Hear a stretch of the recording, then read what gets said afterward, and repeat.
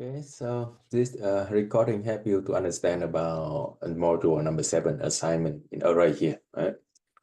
So basically, if you look into the slide or into the textbook, you know, the process of array, right? So array, that means you store it into the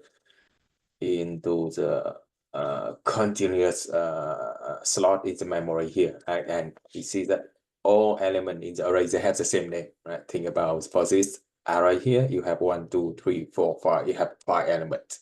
All of them, they have the same name, right? Great here. The only difference is that it's an index or script here, right? And remember one thing, that whenever you think about the process of getting information, if you want to store it into the array, or if you want to access into array and take it out, you have to think about the process of using the loop here, right? Using the loop, because you can use the loop because everyone has the same name. The only difference here is it is the index number, right? So we see you can run the loop from 0, 1, 2, 3, and 4 here, right? In order to store it into the array, or you want to take it out here, right? So remember, when we want to work with the array, think about using the loop here. And normally for the array, you have, you know, that in the loop, right, you have the two type loop. Right? Is the first one is you have the definite number of iteration. So you think about, you're asking user enter 10 number, right? And you know for sure you want to do it for 10 times. So in that case, you use a for loop here, right? And the second one is the number of the iteration is not definite, right? So it depends on user. Sometimes user enter 10 number, sometimes user enter 20 number. So in that case, normally they use a sentinel control here, right? So keep asking user enter the number until user enter the sentinel value here, right? So in that case, you use a for loop. I mentioned it very clearly in the case of the loop in the module number 5 already. So basically, and let me go back to this one, right? So we tell you how to do with the array here, right? So you have the example here, right? Start and stop here, right? And you have the department here. In that one, you have 1, 2, 3, 4, 5. You have 5 elements, right? And if you want to access into the array and take it out, you use a loop here, because you know for sure this one you have the 5 element here, right? So it's starting from index number 0. Remember, in the case of array, right? In the case of array, remember that the subscript here, it number starting from 0 to 1 less than the number of elements in the array, right? So that's why you see in the example here, you go to the size -1 here, right? So if you have size, it's number 5, that means 5 elements. So the index number is 0, 1, 2, 3, 4 here, right? So now I come back to the first one, right? So for the first problem here, yeah, you want to ask user here, enter the 20 number. That is definite number of iteration. So I use a loop here, right? So in the case I use a loop here, you can see what I can do here, right? I do the declaration. I have array here with the size of 20 here, right? That means I have the 20 element, and at the beginning it's empty this here, right? Empty array here. So now what I do, you see, I starting from the first index and come all the way to the last index. It remembers the last index, it is a size -1 here, right? So that's why I come from 0 to 19 here, and step number 1, right? That means it 0, 1, 2, 3, 4. So what happened for each of the iteration here? I ask user, right? Enter a number, and if I have number, I start into the array, right? So remember, when you use array, you have to use a combination of array names and index number here, right? So that is the array name, right? So see, I start into the element 0. Sorry, I start into the element 1 with the subscript 0. I start in the element 2 with a subscript 1 here, right? So we see in the case of array also, right? So we see if you want to take it out element number 3, you have to use index number 2 here, right? That's why I did it with this one here, right?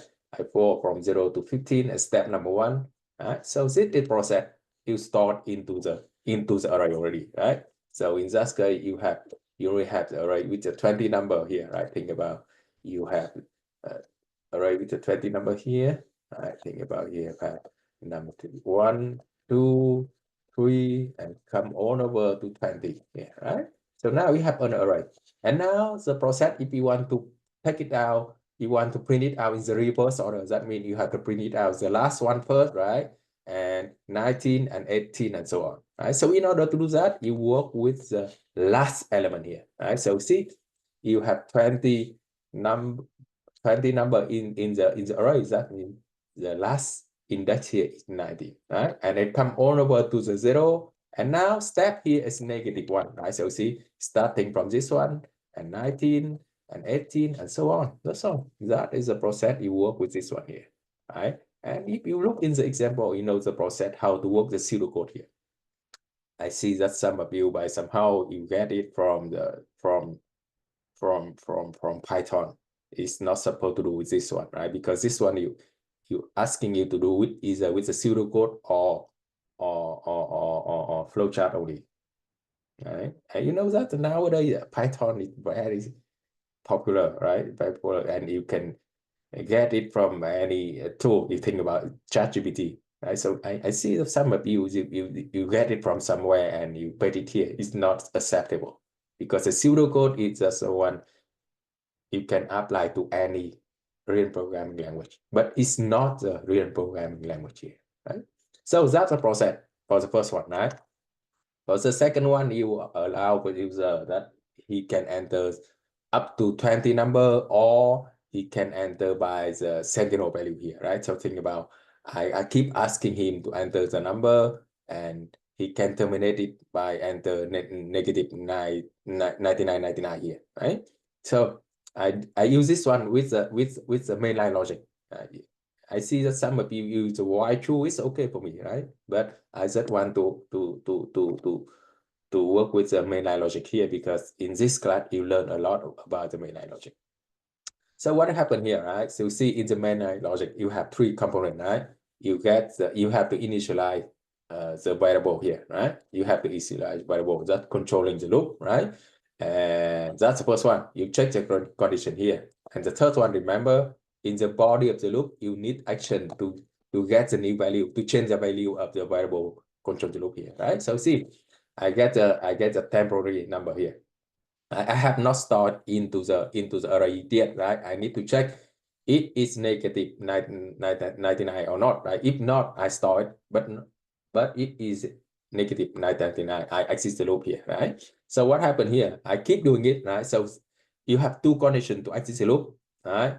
If the number, if you reach thing to 20 here, that means you have 20 number, or when the user enter number -999 here, right? So if I is less than 20 and the time input here not -999, I keep doing it here, right? So see, I got the number, I check the 2 conditions here, right?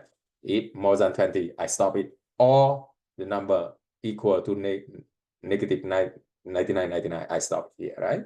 So if it's not 20 number, and if the number is not -999, I store it into the array here, right? I got the temporary here, I store it in the array, and for each step, I need to increase the counter index here, right?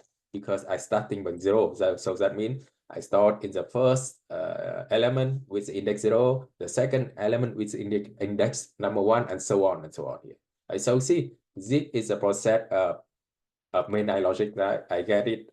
I initialize before I check your condition, and at the end of body, I need to change it here. Right? So at the end of process, at the end process, I have the array here. So it can be it might be only 5 number or 10 number or 15 number or 20 number. It's up to the end user, right? It's up to the end user. Think about, I have only 2 and 7 here. I have the 3, right? So in that case, what I have here, right? In that case, I have 3 elements in the array here. And now again, if I want to do the reverse order, right? I have to do it with the last element, right? And the last element here, it is I-1, that is index here, right? And I come all over to 0 and step here -1. I print it up here. That's all. That's the first one, right? That's the first one. Now for the second one. For the second one, I text from some of you or work from some of you in this class here, but I modify a little bit here. So for this one, right, you have the add in here. It is string array, right? You have 1, 2, 3, 4, and 5 option with the top here, right? And the price also for each of them. Right? So for this process, you know that this one work with the parallel array, right? Parallel array. What is parallel array? Parallel array is that mean you have array with the same size, and each element they have relation together with the same index here, right? So see, if you look in the parallel array, what happened here, right?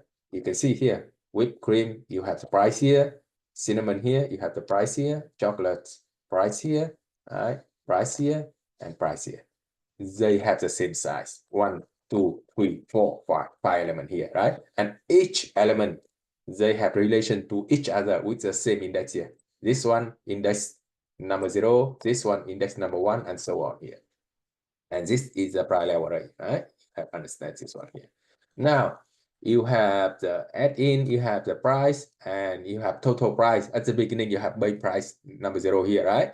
And you have user input. User inputs, that means he can enter with cream, cinnamon, or so on. It's topping here, right? So this one also I work with mainline logic here, right? So in the mainline logic, what happened here? I have to initialize the variable who controls the loop before it, right? That is user input here. So I keep doing it until user enter done here. Right? So he might have the multiple option to work with the multiple topping here, right? And now I set the flag here. No, that means at the beginning I have not found it yet, right? So what happened here? So whenever user enter it, so I think I had to modify it here. Right? I choose this one, right? So see, I have 5 elements, right? 1, 2, 3, 4, 5. I have the 5 topping here. So that's why I run it from 0 to 4, right? Index number 0 to 4. And for each of them, step number 1 here, right? So whenever I got the user input here, I look into the array for add in here, right? I look in the array. If it's whipped or cinnamon or chocolate or so on here, right? So if I found it with the equal here, right? So this is comparison. You use a double equal sign, right? If I found it, I add it into I add the topping price into the base price here, into current price here, right? And now I print it out, and I set the flag here, right? I set flag here from no to yes. That means I found it here, right? So whenever I found it, I break it, right? I break it here. So again, right? When you see, you have the mainline logic here, you initial the controlling variable, you check the condition here, that's the second one, and the third one, right? And the third one here, right? What happened here? With the third one, I have the option to change the value of the variable who controls the loop here, right? Now, in the case user enter the topping, now you have the 2 possibilities here. You can file it. That is the case. You file it into the add-in here, right? But for some reason, if the user enters something is not in the topping here, right? So what happened in that case, right? File here, still be no, and you print it out. Sorry, you do not carry it out here. Right? Makes sense. So we keep doing it with the multiple topping here. You allow the user to do with the multiple topping here and keep doing it here. And at the end, you can print it out what's the total price here. Right? And I take the testing scenario from one of student in this class here. He did it very well. Right? He break it down into multiple scenario here. Right? The first one, valid add-in. Think about you add in for whipped cream, cinnamon, and he done. That means he done with the topping, right? So he explain here. He got adding for 0.89 for whipped cream, adding the 25 for cinnamon here, and when he done, he figure out what is a base price and whipped cream and cinnamon here. Right? So what happened? The scenario number 2 here, invalid. Right? So if user enter vanilla here, right? So what happened? You see in the coding here, right? In the coding here, it run everything from the first element to the last element, right? And Valina is not in here. Valina is not in here, right? So what happened?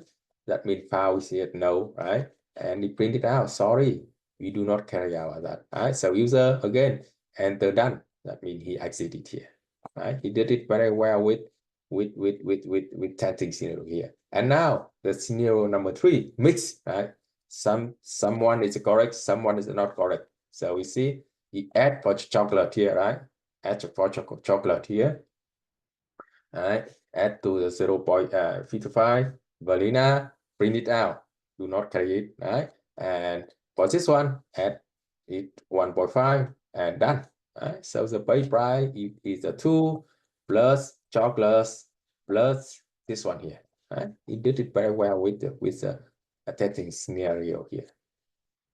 Okay, so that's all. I hope that helped, but you see, that's the way you work with array here. Right? Remember when we work the array, think about using the loop here.